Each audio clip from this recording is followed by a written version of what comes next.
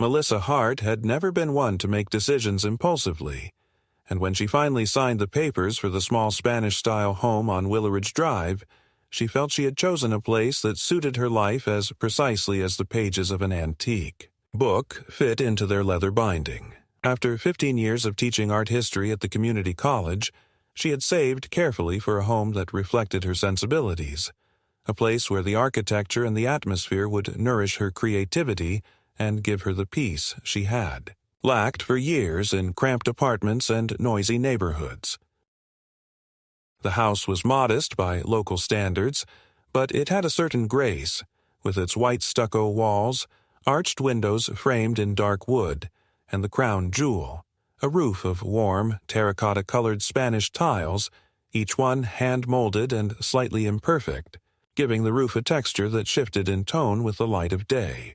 In the golden hour, it seemed to glow, and Melissa had more than once caught herself simply standing in her driveway, coffee in hand, admiring the way the sun transformed her home into something out of a travel sketchbook. The neighborhood itself was quiet in the kind of way that doesn't come naturally. It was maintained, orchestrated almost, as though someone behind the scenes wanted to ensure that nothing here was too loud, too unusual, or too different from what the rest of the street accepted as right. Melissa had been aware of that undertone even before she moved in. There had been whispers from the real estate agent about community standards and shared aesthetics, but she assumed that was limited to basic upkeep. No unkempt lawns, no broken shutters, nothing unsightly in the driveway. She had not imagined those standards might stretch far enough to touch something as personal and deliberate as the color of her roof. Still, she told herself that people tended to exaggerate neighborhood politics, and she had never been easily swayed by gossip. What mattered was that the place felt like hers from the moment she stepped inside, the quiet rooms echoing faintly when she walked through them, promising to become a refuge once she filled them with her books, her canvases, and the scent of fresh coffee in the mornings. Her first encounters with the neighbors were polite, if not particularly warm. Most people waved from their porches or while walking their dogs, offering small talk about the weather or the local farmer's market. The only exception was the woman next door, Karen Miller, who introduced herself the day Melissa moved in with a handshake that lasted a beat too long and eyes that lingered on the terracotta roof before darting back to Melissa's face. "It's certainly distinctive," Karen said, the pause before the adjective long enough to make it sound less like a compliment and more like a careful warning. Melissa smiled politely, thanked her, and thought little of it at the time. She had no interest in getting involved in whatever subtle hierarchies might exist here. Her plan was to live quietly, mind her own business, and invest her energy in her work and her home. For the first few weeks, life followed that plan perfectly. She unpacked slowly, arranged her study exactly the way she wanted it, planted a row of lavender along the walkway, and settled into a comfortable rhythm. But one late evening in early spring, as she sat curled up on the sofa with a glass of wine and a thick book on Renaissance architecture, she heard a faint, steady hum in the distance. It wasn't loud enough to be a leaf blower or the neighbor's air conditioner, and it had a strangely mechanical rhythm, rising and falling like a small motor adjusting its pitch. She listened for a few moments, shrugged it off as someone tinkering in their garage, and returned to her book.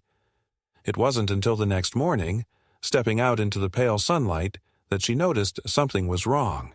The upper edge of her beautiful terracotta roof was no longer the deep, warm hue she had chosen. A section of tiles had been coated in a dull beige paint, the kind that looked as though it belonged on a suburban office park rather than a home with any character. The line between the painted section and the untouched tiles was sharp and deliberate, the work of someone who had both the tools and the precision to reach the highest part of the roof without ever setting foot on it. Melissa stood frozen in her driveway, the cool air catching in her throat, as the first flicker of realization settled over her.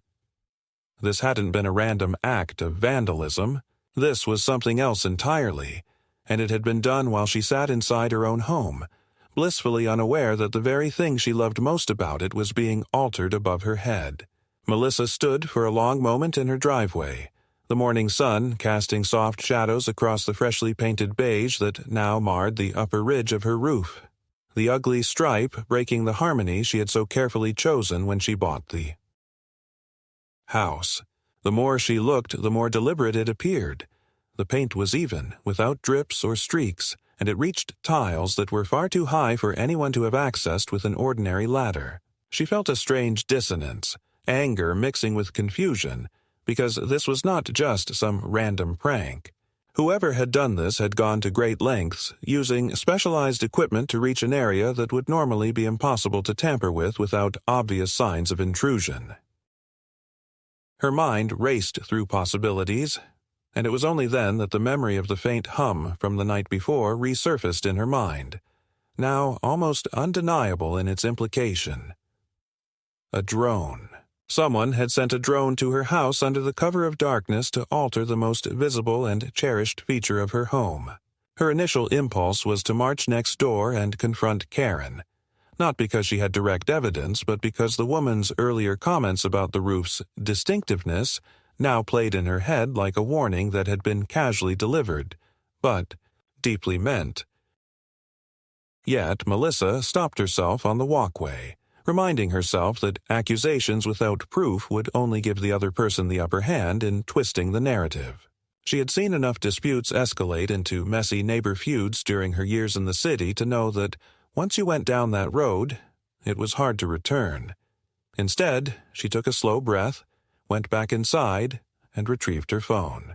She began taking careful close-up photographs from multiple angles, using the zoom to capture the paint's texture and the boundary where it met the original terracotta surface.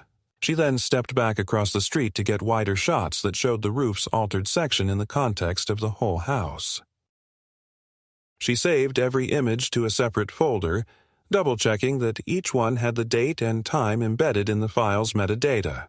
When she finished documenting the damage, she called the non-emergency police line, explaining what had happened in as measured a tone as she could manage. The dispatcher listened, asked a series of methodical questions. Was there any sign of forced entry? Had she seen anyone on the property?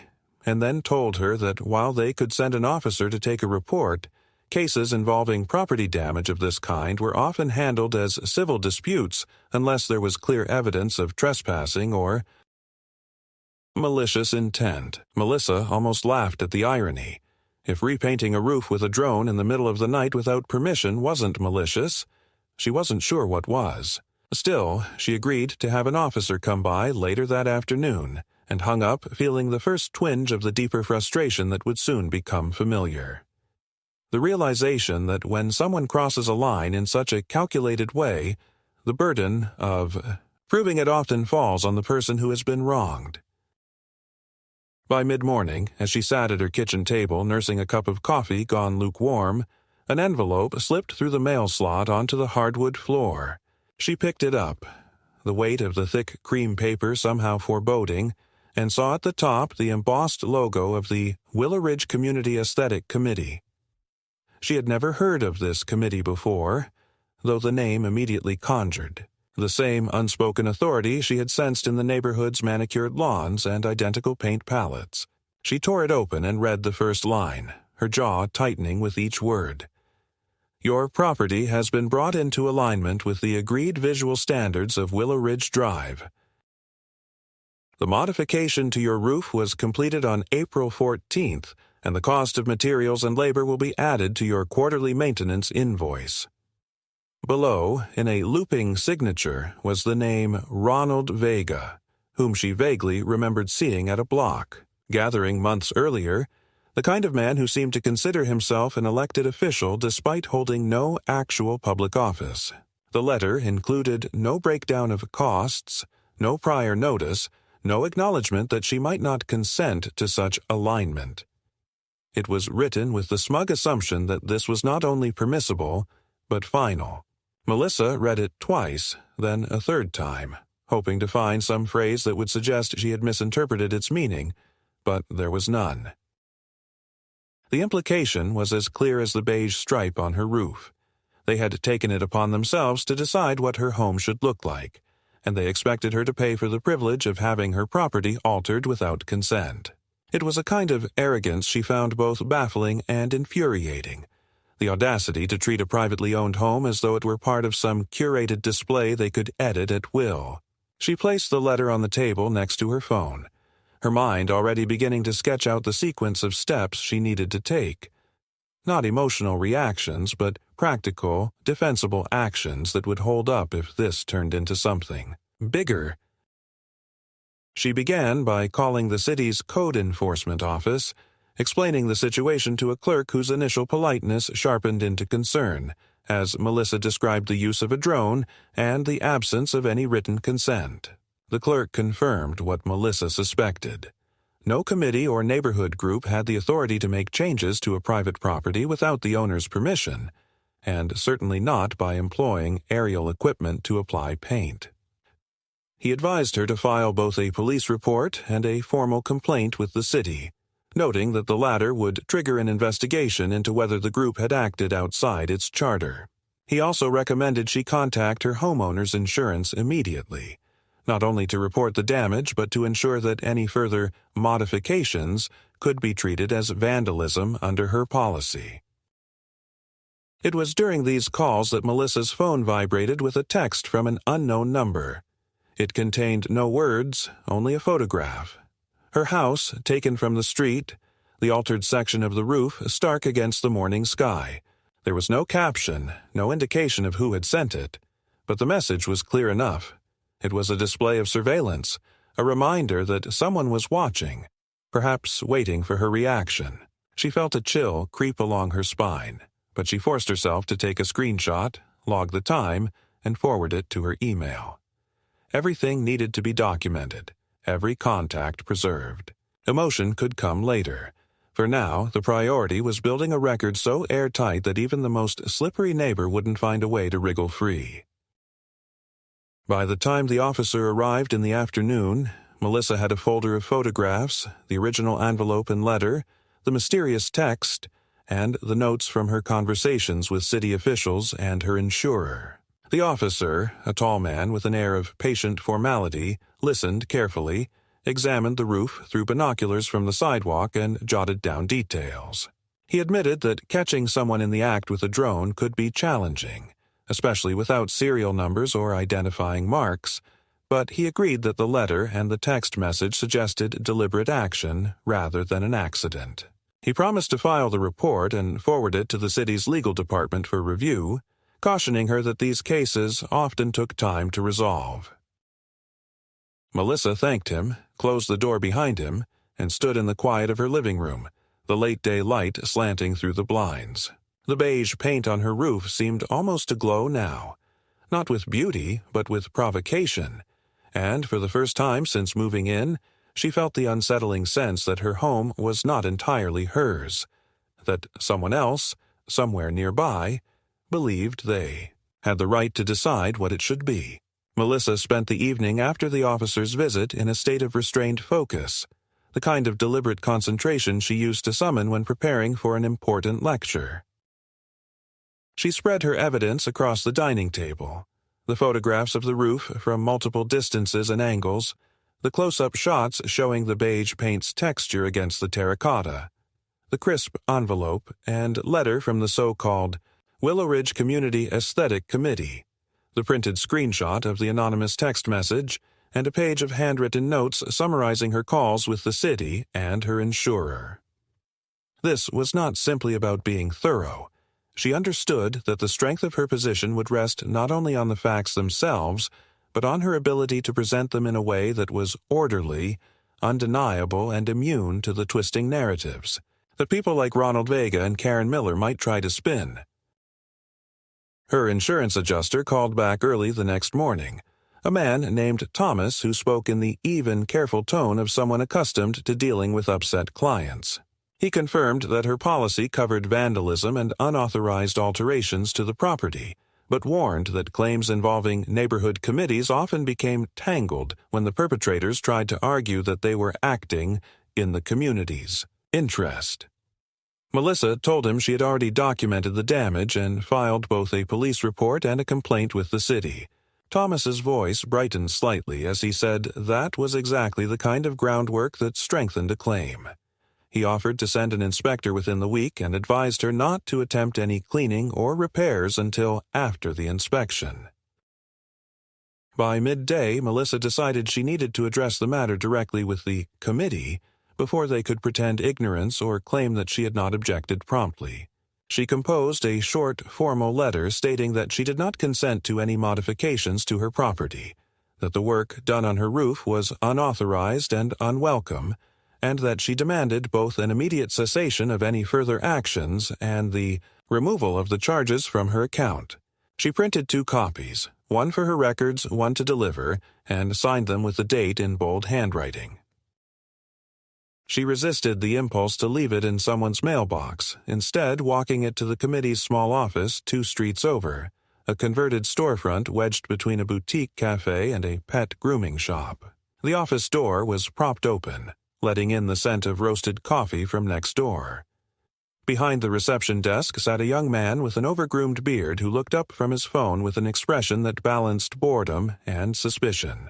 Melissa introduced herself, handed him the letter, and requested a stamped acknowledgement of receipt. His eyes flicked to the page and he hesitated before disappearing into a back room. A minute later, he returned with a single sheet stamped with the committee's seal and the date, sliding it across the desk without meeting her gaze. She thanked him, turned to leave, and was halfway through the doorway when she heard a familiar voice behind her. "Melissa, what a surprise," came the slow, almost oily tone of Ronald Vega. He emerged from the back hallway, his suit a shade too crisp for a man supposedly serving a volunteer role, his smile rehearsed. "I was just reviewing the success of our latest roof alignment. Yours is a vast improvement already." The smugness in his voice made her fingers curl against her palm, but she kept her face neutral. She reminded him, with deliberate calm, that her home was private property, that no one had her consent to alter it, and that her letter served as a formal objection to any further interference. Vega's smile didn't falter, though his eyes sharpened. "Our guidelines are meant for the good of everyone, Melissa. Sometimes adjustments are necessary, even if a few individuals resist at first.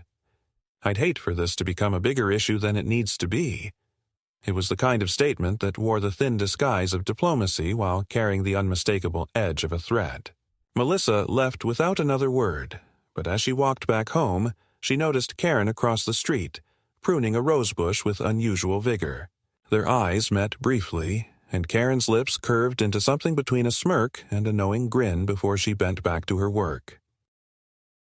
It was enough to make Melissa wonder just how closely Karen was involved, and whether the so-called committee's actions had originated in her neighbor's whispered complaints. That night, Melissa's phone rang just past 10. It was Officer Reeves, the one who had taken her report, calling to let her know that the department had received another complaint in the neighborhood, this time from a resident who claimed a drone had flown low over their yard earlier that evening. The description of the drone's size and shape matched the one Reeves had noted in her file from Melissa's account of the noise. The other resident had not seen where it came from, but the timing suggested it might still be in the area. Reeves advised Melissa to keep her lights on in the back of the house and to call immediately if she saw or heard anything unusual. She thanked him and hung up, feeling a slow coil of unease wind tighter in her chest. Around midnight, the hum returned, faint but distinct, drifting through the stillness of her street. Melissa moved to the side window in her study, careful not to draw the curtain too far, and scanned the dark sky. A speck of red light flickered above the roofs across the street, drifting slowly before disappearing behind the silhouette of Karen's house. It was only visible for a few seconds, but it was enough to make Melissa's decision for her. She retrieved a small notebook from her desk and began a fresh page labeled Drone Activity Log, recording the date, time, duration, and direction of movement. She would keep this record alongside her other evidence, a timeline that no one could dismiss as a collection of random complaints. By the time she turned out the lights and went to bed, Melissa had resolved that she would not allow herself to be worn down by the steady drip of intimidation that Vega and his allies seemed intent on applying. If they expected her to respond with either silence or an impulsive outburst, they would find themselves disappointed. This would be handled methodically, documented at every turn, and, if necessary, fought on every legal front available. Still, she could not shake the feeling that the first line had already been crossed, and that whatever came next would not be limited to paint on a roof. It would be quieter, more personal, and calculated to make her believe that resisting was not worth the trouble. 3 days passed without any further visible damage to Melissa's roof, though the faint hum of a drone had come twice more in the early hours, lingering just long enough to remind her that whoever was behind it had not retreated, only paused. She had filled 2 more pages of her drone activity log, noting the exact times, estimated flight paths, and weather conditions, because even small details might later help to identify patterns or confirm testimony. She sent copies of the log to both Officer Reeves and her insurance adjuster, keeping her own version updated in real time. It was not the kind of habit she had imagined adopting when she bought this house, but it gave her a sense of control, a framework for turning a creeping intrusion into a documented offense. On the 4th morning, a knock at her door brought her face to face with her neighbor from 2 houses down, a man in his late 60s named Alan Spencer, whom she had only spoken to once before at a street fair. He held himself in the stiff, deliberate way of someone carrying news they had debated sharing, and when Melissa invited him inside, he glanced over his shoulder before stepping across the threshold. He began by apologizing for intruding, then explained that he had overheard a conversation between Karen and Ronald Vega 2 nights earlier while out walking his dog. They had been standing at the edge of Karen's driveway speaking in low but heated tones, and though Alan had not caught every word, he had heard enough to know they were discussing Melissa's house. Vega had mentioned making sure it matches before summer, and charging her whether she likes it or not, to which Karen had replied something about the drone operator being ready whenever you say. Alan had no proof beyond his word, but he thought Melissa deserved to know. Melissa thanked him sincerely, sensing the discomfort it had cost him to speak up. She did not press for more details, not wanting to turn his gesture into an interrogation, but she asked if he would be willing to provide a written statement if the matter went to court. Alan hesitated, then agreed, though he admitted he did not want his name made public in the neighborhood unless it was unavoidable. His caution only confirmed her growing suspicion that Vega's influence, and perhaps Karen's as well, was not limited to passive enforcement of standards, but carried a kind of social leverage that made people reluctant to cross them openly. Later that day, Melissa received a call from Thomas, the insurance adjuster, who informed her that the inspector had completed his assessment. The report concluded that the beige paint on the roof had been applied in a way that permanently compromised the tiles, making restoration more difficult and costly than a simple repainting. The surface of the terracotta had been abraded before the new paint was sprayed on, meaning the protective glaze was gone in those areas and the tiles were now more vulnerable to weather damage. Thomas explained that this type of alteration was not only unauthorized but could be classified as a deliberate act of property devaluation, which strengthened her claim. He also warned her that whoever carried out the work knew what they were doing.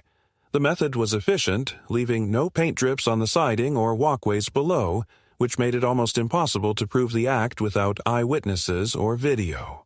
Melissa felt a quiet shift in her resolve. This was no longer just about aesthetics or even the principle of ownership. Someone had intentionally reduced the quality and longevity of her property under the guise of improvement.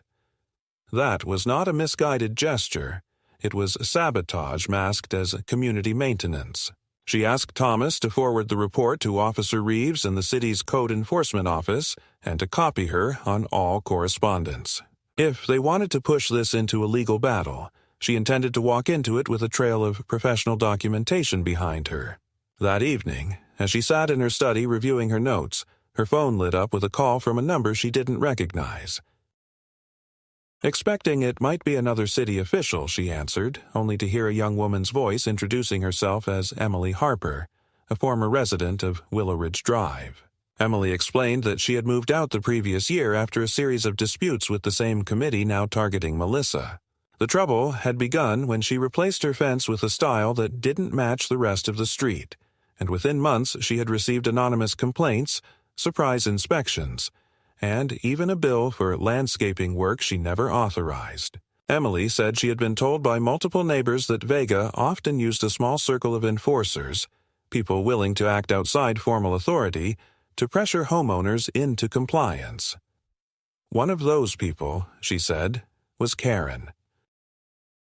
Melissa listened carefully, taking notes while Emily spoke, aware that while these were unverified claims, they sketched a pattern consistent with her own experience. Emily said she had heard from a friend still living in the area that a new roof alignment initiative was underway, targeting homes that broke the visual continuity of the street. Melissa's roof, she added, was the main example used during discussions. When Melissa asked if Emily had any records or correspondence from her own disputes, the woman promised to email copies of the letters and invoices she had saved, along with photographs of the work that had been done without her consent. When the email arrived later that night, Melissa read through the attachments, feeling both vindicated and unsettled. The tone of the letters Emily had received was nearly identical to hers, down to the phrasing about alignment and agreed visual standards. The invoices bore the same committee letterhead and Ronald Vega's signature. It was clear this was not an isolated case or a spur-of-the-moment overreach. It was a calculated practice, repeated over time, and the drone was simply the latest tool in their repertoire. The next morning, Melissa printed the entire email thread and added it to her growing file. She stopped by the police station in person, delivering the documents directly to Reeves, who reviewed them with a furrowed brow. He told her that while prior complaints could help establish a pattern, the department would still need direct evidence linking the drone activity to the individuals named. Melissa agreed, but pointed out that the combination of Alan Spencer's statement, Emily's records, and the insurance inspector's report was starting to paint a compelling picture. Reeves promised to keep the materials on file and to inform her if the department decided to escalate the case. Walking home, Melissa noticed Karen standing at her mailbox, flipping through a small stack of envelopes. As Melissa passed, Karen looked up with that same tight-lipped smile she had worn before, but this time there was a trace of something else in her expression, an edge of watchfulness, as if she were gauging how much Melissa knew. It was in that moment Melissa understood that whatever was happening was as much a battle of endurance as of evidence. They were not trying to convince her to comply overnight. They were trying to wear her down, to chip away at her patience and resources until giving in seemed easier than resisting. And for the first time, she realized that she was ready to meet that pressure not with resignation, but with the same methodical persistence she had brought to every important fight in her life. This was no longer just about defending a roof. It was about making sure the people who believed they could do this to her, and to others, learned that there was a cost to crossing the wrong homeowner. The uneasy calm that followed her meeting with Officer Reeves lasted less than 48 hours before the next incident came, and it arrived with a precision that made Melissa certain it had been planned rather than improvised. It was just after 9 on a Thursday evening, the kind of early spring night when the street lay under a soft hush, when she was in the kitchen rinsing dishes and caught, faint but distinct, the low, mechanical hum she had now trained herself to recognize instantly. This time it did not fade or veer away but grew slightly louder, accompanied by a shifting flicker of light against the upper walls of her living room. She moved quietly into the front hall and parted the curtains just enough to see the source. A drone, larger than the one she had glimpsed before, hovering not over her roof but in front of her house at an angle, its small-mounted camera visibly trained on her windows. It stayed there for no more than 10 seconds before rising sharply and disappearing over the rooftops toward the back of the street, but the deliberate nature of its position left no doubt in her mind that it was gathering footage rather than applying paint. Her hands felt cold as she picked up her phone and called the police, giving them the time and describing the drone's size and behavior. The dispatcher assured her that a patrol car was already in the area and would sweep the neighborhood, but Melissa knew how quickly such devices could be hidden. Still, within 20 minutes, Reeves himself called her back to say that officers had spotted a vehicle parked with its rear doors open in the cul-de-sac 2 blocks away and had seen 2 men loading what appeared to be drone equipment into the back. The men claimed they were hobbyists testing a new model, but their equipment matched the dimensions of the drone Melissa had described. Reeves said the department would be filing a request to subpoena the footage stored on the drone's onboard memory, though that could take time. The next morning, Melissa found a new envelope in her mailbox, unmarked except for her name handwritten in an unfamiliar looping script. Inside was a single sheet of paper with no letterhead, just the words, "The sooner you accept the changes, the easier this will be for everyone." There was no signature, but the choice of phrasing, the confident assumption of inevitability, was enough to confirm the source in her mind. She slid the page into a plastic sleeve and added it to her growing binder of evidence, noting the date and time of delivery. She also began keeping the binder itself in a locked filing cabinet in her study, aware now that her home was being observed and unwilling to leave anything in plain sight that could disappear in her absence. Later that day, Thomas from her insurance company called again, his tone sharper than usual. The insurer had received a response from the committee's office disputing her claim and asserting that the roof alteration had been mutually agreed upon during prior community discussions. Melissa almost laughed at the audacity, but her anger rose. When Thomas read the next line, the homeowner was notified in advance and offered no objection, constituting implied consent. This was not a vague implication, but an outright fabrication, and it meant that someone was now putting lies into formal correspondence to undermine her position.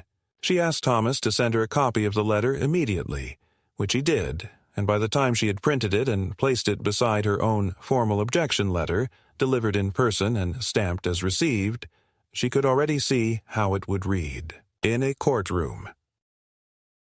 They had overplayed their hand, and she intended to make full use of that. That evening, Melissa decided to take a step she had been avoiding until now. She reached out to a property rights attorney. The woman she spoke to, a calm and measured voice named Laura Benton, listened without interruption as Melissa laid out the events in chronological order, including the drone sightings, the physical damage to the roof, the fabricated claims of consent, and the anonymous note. When Melissa finished, Laura's first words were, "They're testing your threshold." The more you push back with actual legal procedures, the more they'll realize you're not the kind of homeowner who folds quietly.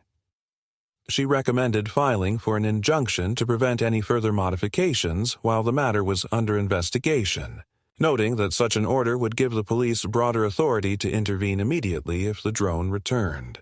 She also advised Melissa to install her own security cameras, angled specifically to cover the roofline and front approach, so any future aerial interference would be recorded from the property itself. Melissa had the cameras ordered by nightfall, scheduling professional installation for the following afternoon. The knowledge that she would soon have her own surveillance in place gave her a degree of reassurance, though she did not expect it to deter the people she was dealing with. If anything, it might provoke them to more subtle tactics. Her instincts proved correct the very next day when she came home from a brief trip to the hardware store and noticed a small streak of beige paint on the rear gutter, too low to be the work of the drone but too high for a casual passerby. It was not large enough to cause damage, more of a mark than a coating, but its placement was unmistakably intentional, a message that they could reach any part of her property they wanted. She took photographs from multiple angles, added them to her log, and emailed copies to Laura, Reeves, and Thomas. The act of cataloging every new intrusion had become as automatic as locking her door, but she also understood that the repetition was part of the strategy against her. This was no longer about altering her roof to fit a color scheme. It was about creating a steady accumulation of minor violations and psychological pressure until the fight itself became exhausting. What they had not accounted for was that Melissa, far from being worn down, felt her determination harden with each attempt. She was not reacting in haste or anger. She was building a case, one incident at a time, and when the moment came to bring it forward, it would not be a matter of opinion or neighborhood preference. It would be a record so precise and unbroken that even the most practiced manipulator could not slip past it. The turning point came on a damp Tuesday night, just after a light rain had ended and the street glistened under the glow of the street lamps. Melissa had been working in her study when the faint, almost familiar hum began again. Low at first, then building with the slow persistence of a mosquito you couldn't quite see. This time, however, the sound didn't just pass overhead. It hovered. Her new security cameras, installed just days earlier, had motion-triggered alerts, and within seconds her phone vibrated with a live feed from the front camera. There it was, clearer than she had ever seen. A mid-sized drone drifting above her roofline, its spray nozzle glinting under the light, sending out a fine mist of beige paint directly onto the remaining untouched terracotta tiles. She didn't hesitate. With her phone still streaming the footage, she dialed Officer Reeves, telling him the drone was in the act at that very moment. He told her to stay inside and keep recording, promising that a unit was already close by. Within 5 minutes, the sound of a police cruiser's engine rose from the far end of the street, headlights cutting through the damp air. The drone jerked upward sharply as if startled, but instead of vanishing into the darkness, it made a fatal mistake. It pivoted too low and too wide, dipping briefly over the open lot behind Karen's house. Melissa watched on her phone screen as the rear camera caught the exact moment a man standing in the shadows reached up to grab the drone from the air. He was partially masked by the angle, but the street lamp caught his jacket, a distinctive dark blue windbreaker with a white stripe down the arm, and the open back gate of Karen's yard. Reeves called her again less than 20 minutes later. The officers had followed the sound and light trail to Karen's property, where they found the same blue-jacketed man, later identified as her nephew, packing the drone into a hard-shell case. The paint canister was still attached, filled halfway with the same sand-beige paint that covered Melissa's roof. In the garage, the officers found additional containers of the same paint, all bearing the same batch number and a receipt from a local hardware store dated just 3 days earlier. The name on the receipt was not Karen's, but the payment had been made with a credit card belonging to Ronald Vega. By the following afternoon, Reeves visited Melissa in person, carrying printed stills from her security footage alongside photographs from the officers' body cameras. The chain of evidence was now clean and direct. The drone in the act, the operator in possession, the paint on site, and the purchase traced back to Vega. Reeves told her that both Karen's nephew and Vega were facing charges for vandalism, trespassing, and property damage, and the case was being referred to the district attorney. Vega had already tried to claim that the nephew acted independently and without authorization, but the payment record and the identical paint stock in his possession made that argument untenable. Melissa listened, the weight of weeks of quiet, meticulous preparation settling into something close to relief. She had not rushed into confrontation or let herself be baited into a public shouting match. Every photograph, every log entry, every preserved letter and timestamp had led to this moment, when the narrative could no longer be twisted into a misunderstanding or an unprovable complaint. The footage from her own cameras had done what second-hand accounts never could. It had caught the act itself, in progress, and left no room for the carefully crafted denials Vega and Karen had relied on for so long. That evening, Melissa stood at her front window, looking up at the roof. The beige paint was still there, streaked and dull from the rain, but now it felt less like an open wound and more like a scar she knew would soon be repaired. Somewhere down the street she could hear the faint murmur of neighbors talking, the kind of subdued but charged conversations that follow any public humiliation in a small community. She imagined Karen retreating behind her closed blinds, Vega making frantic calls to whatever allies he still had, both of them realizing that the quiet, polite woman they had targeted had dismantled their confidence piece by piece. And as Melissa turned away from the window, She felt the first true calm she had known since the night she heard that hum for the very first time. The repairs began within 2 weeks of the charges being filed, the cost covered entirely by court order, and Melissa watched as a skilled crew carefully removed each of the damaged tiles, replacing them with new terracotta sourced from the same artisan supplier she had chosen years earlier. The beige streaks disappeared day by day, and with them the heavy knot of frustration that had settled in her chest since the first night she heard the drone. The work was quiet but deliberate, and Melissa noticed more than once that neighbors slowed as they passed, some offering small nods, others avoiding eye contact altogether, as if uncertain whether to congratulate her or pretend they had never seen. What happened? Karen's yard stayed strangely still during the entire process, her blinds drawn, her driveway empty except for the same sedan that had not moved in days. Ronald Vega resigned his position on the so-called committee less than a month later, citing personal matters, though Melissa suspected the resignation was more a retreat than a choice. The nephew took a plea deal. Vega's trial date loomed, and the whispers on the street shifted from speculation about Melissa's stubbornness to quiet admiration for the way she had handled herself without shouting matches or theatrics. When the last tile was set and the crew packed up their ladders, Melissa stepped into the driveway and looked up at the restored roof, the afternoon sun warming the clay into that deep, burnished orange she had fallen in love with. The victory was not just in the repairs or the legal outcome, but in the knowledge that she had refused to be bent by the slow, grinding pressure they had tried to use against her.